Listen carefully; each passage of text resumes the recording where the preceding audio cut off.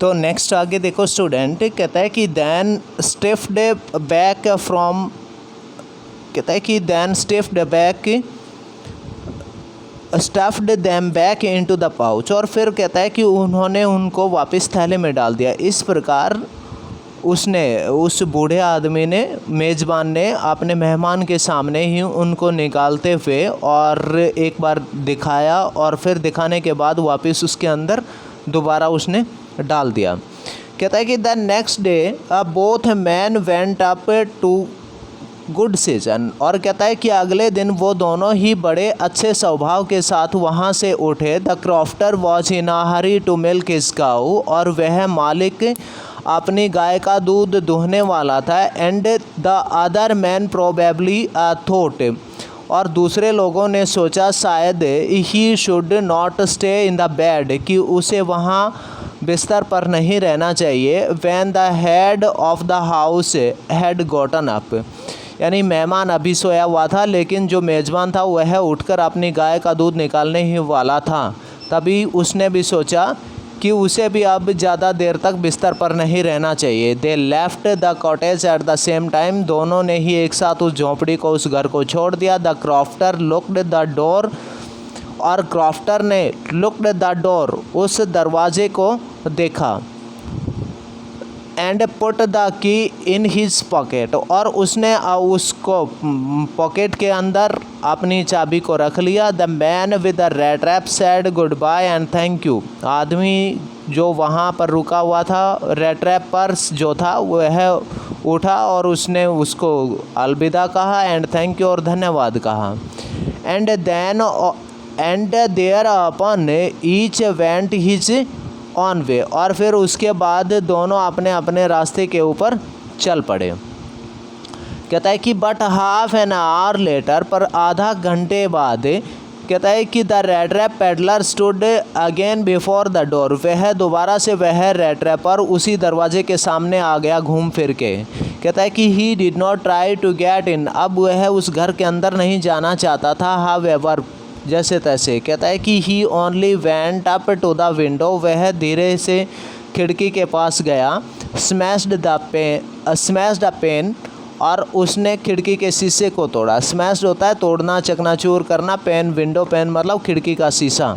और struck in his hand, और उसने अपना हाथ अंदर की तरफ डाला। And got hold of the pouch with the 30 kroner, और जो उस बूढ़े ने वो 30 क्रोनर जो रख रखे थे, 30 रुपये के नोट अंदर, उनको उससे निकाला। टुक द मनी, पैसे को लिया। And thrust it into his own pocket, और इन्हें अपनी जेब में डाला। Then he hung the leather pouch very carefully back in its place, और फिर उसने बड़ी सावधानी के साथ उस जो चमड़े की बनी हुई थैली थी या जो थैला था उसको वापस उसके स्थान पर लटका दिया। एंड वेंट अवे, और वहाँ से चला गया।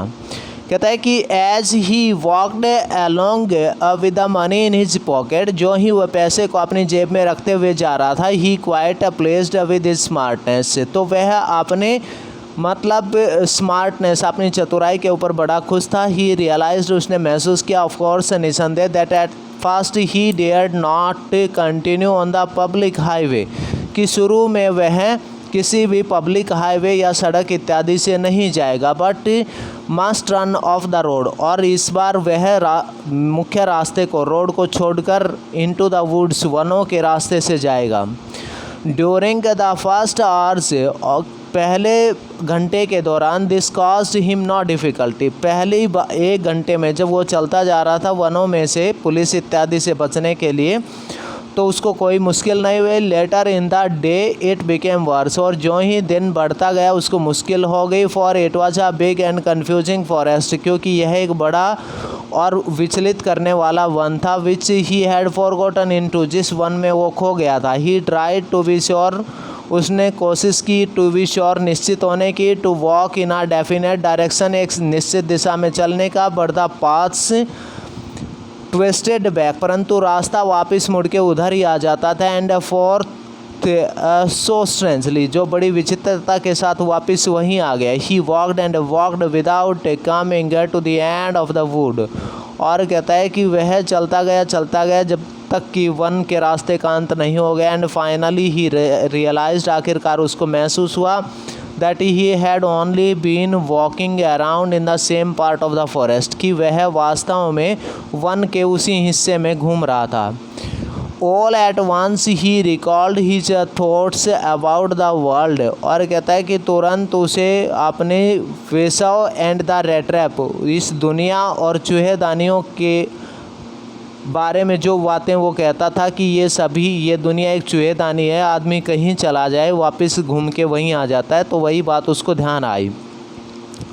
Now he on turn had come, अब उसकी बारी थी, वो स्वयं उलझ गया था। He had let himself be fooled by a bait and had been called, और कहता है कि अब वह स्वयं अपनी ही शर्त में उलझ गया और स्वयं से ही मूर्ख बन गया।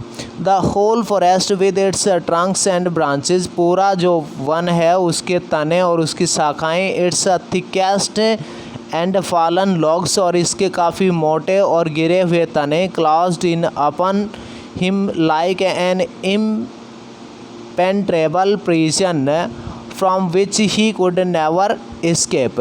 कहता है कि और आखिरकार वो उसे एक ऐसी इम्पेनेट्रेबल प्रिजन, मतलब कि जिसको तोड़ा नहीं जा सके, जिसको पार नहीं किया जा सके, अभेद्य जेल, जिसको एक मतलब कि अभेद्य जेल की तरह है, जहाँ से कि अभी वो बिल्कुल ही नहीं निकल सकता था। कहता है कि इट वॉज लेट इन दिसंबर, और अब ये दिसंबर महीने के आखिरी दिनों की बात है। Darkness was already descending over the forest, अंधेरा धीरे धीरे वन में छाने लगा। दिस इंक्रीज्ड द डेंजर, इससे खतरा बढ़ गया। And increased also his gloom and despair, और कहता है कि इससे उसका दुख और निराशा भी बढ़ गई। फाइनली ही सा नो वे आउट, आखिरकार उसको कोई रास्ता नहीं मिला। And he sank down on the ground, आखिरकार वह थक के एक ज़मीन पर बैठ गया। टायर्ड टू डेथ, मतलब इतना थक गया कि मरने के नज़दीक हो गया। Thinking that is the last moment had come, और सोचने लगा कि अब उसका आखिरी क्षण नज़दीक आ गया है। But just as he laid his head on the ground, पर ज्यों ही उसने अपना सिर ज़मीन पे नीचे रखे और वह लेटा, ही हियर्ड आ साउंड, उसे एक आवाज़ सुनाई पड़ी। आ हार्ड रेगुलर थंपिंग, लगातार एक तेज़ मतलब धड़धड़ाने की आवाज़, थंपिंग मतलब धड़धड़ाना। कहता है कि there was no doubt as to what that was, अब उसको कोई शक नहीं था, कोई ना कोई तो वहाँ पर था। ही रेज्ड हिमसेल्फ, स्वयं उठा। दोज आर द हमर strokes from an iron mill, those वो आवाज़ें जो आ रही थी हैमर होता है हथौड़ा, स्ट्रोक टकराने की, फ्रॉम एन आयरन मिल, और वो किसी हथौड़े के टकराने की आवाज़ आ रही थी, किसी लोहे की या मिल से, वो किसी लोहे के कारखाने से हथौड़े के प्रहार की आवाज़ें आ रही थी। ही थॉट, उसने सोचा, there must be people nearby, ज़रूर वहाँ पर आदमी होंगे। ही समन्ड ऑल स्ट्रेंथ, उसने अपनी सारी ताकत लगाई। गोट अप, खड़ा हुआ। एंड स्टैगर्ड, और लड़खड़ाता हुआ। In the direction of the sound, जिधर से आवाज़ आ रही थी उधर चल पड़ा। The Ramsjo iron works which are now closed down, कहता है कि जो रमसो आयरन का मिल थी वो अभी बंद पड़ी है।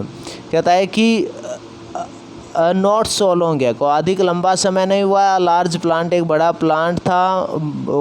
With smelter, rolling mill and forge, जिसके अंदर लोहे को गलाने का, बेलने की मशीन, और फोर्ज होता है भट्टी।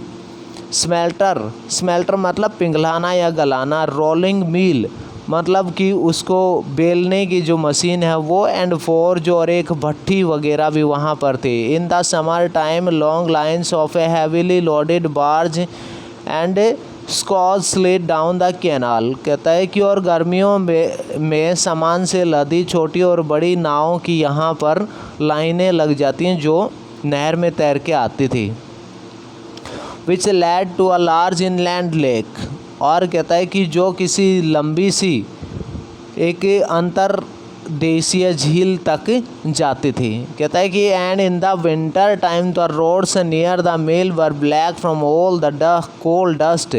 और कहता है कि सर्दियों के टाइम पर जो सड़क है वो कोयले की काली धूल से काली हो जाती थी। कहता है कि which shifted down from the big charcoal crates. कहता है कि जिसमें से कोयले के टोकरों से छन छन के जो धूल नीचे गिरते थे। आगे कहता है कि during one of the long dark evening. और कहता है कि और उसके बाद कहता है कि during one of the long dark evening just before Christmas. और क्रिसमस से पहले एक लंबी अंधेरी शाम के दौरान द मास्टर स्मिथ, इस लोहे की मील का मालिक स्मिथ जो है, एंड हिज हेल्पर और उसके helper set in the master Smith मतलब काम करने वाला जो स्मिथ था वो अपने हेल्पर के साथ वहाँ पर बैठा हुआ था। इन द डार्क फॉर्ज, उस गहरी अंधेरी भट्टी के पास। The furnaces waiting for the iron pig. कहता है कि और वो वहाँ पर लोहे की एक छड़ का इंतजार कर रहे थे। और which had been put in the fire, जिसको कि आग में रखा था। To be ready to put on the anvil.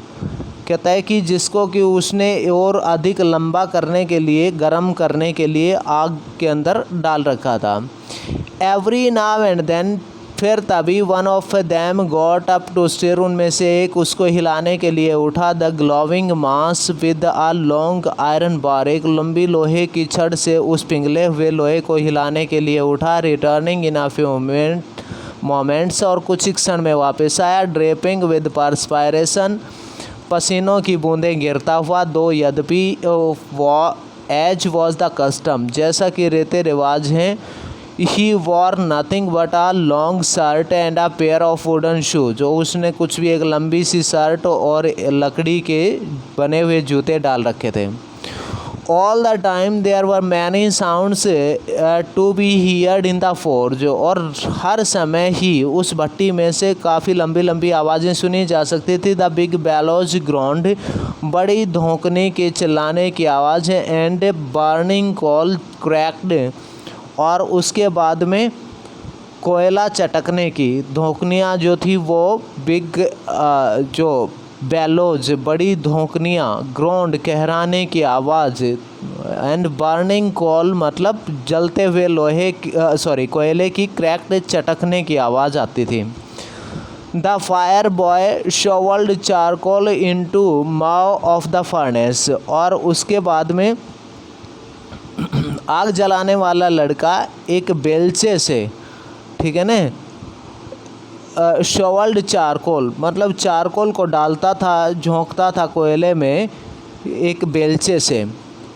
और उसके बाद कहता था कि with a great deal of clatter, एक काफ़ी बड़े मतलब जो बेलचा सा था उससे आउटसाइड रोड, और उस शोर शराबे के बाहर द वाटरफॉल्स, पानी का झरना, बाहर किसी पानी के जो तेज पानी के झरने की तेज आवाज़ सुनाई पड़ रही थी। And a sharp north wind whipped, और उसके बाद एक तीखी उत्तरी हवा जो आ रही थी। The rain against the brick tile roof, और उस हवा के साथ तेज बारिश जो उस ईंटों की दीवार के साथ कोड़ों के रूप में बरस रही थी। कहता है कि it was probably an account of all this noise that the blacksmith did not notice that the man had open the gate. और कहता है कि इट वॉज प्रोबेबली, शायद ऐसा संभव था कि इतनी सारी आवाज़ों के on account of all the noises, इतनी सारी आवाज़ों के बावजूद भी ब्लैक स्मिथ लोहार को या उस लोपति को ये आवाज़ सुनाई नहीं पड़ी कि that the man had open the gate and entered the forge, कि किसी आदमी ने गेट को खोला है और भट्टी में प्रविष्ट हो गया। Until he stood close up to the furnace, और वह उसके भट्टी के बिल्कुल पास आके खड़ा हो गया। Surely it was nothing unusual for the poor vagabond, निश्चित रूप से यह उस गरीब घुमक्कड़ के लिए, चूहेदानियाँ बेचने वाले के लिए कुछ भी असाधारण नहीं था। Without any better shelter for the night to be attracted the forge, इस भट्टी के पास रात्रि गुजारने के अलावा उसके पास अच्छा साधन कोई नहीं था। The glow of light which escaped through the sooty pane, और कहता है कि जिसमें कि इतना ख़राब मौसम या इतनी ख़राब स्थिति में इससे बेहतर उसके पास कोई जगह नहीं थी। And to come to warm themselves in front, और जिसमें कि वह स्वयं वहाँ पर आकर उस आग के पास स्वयं को गर्म कर सके।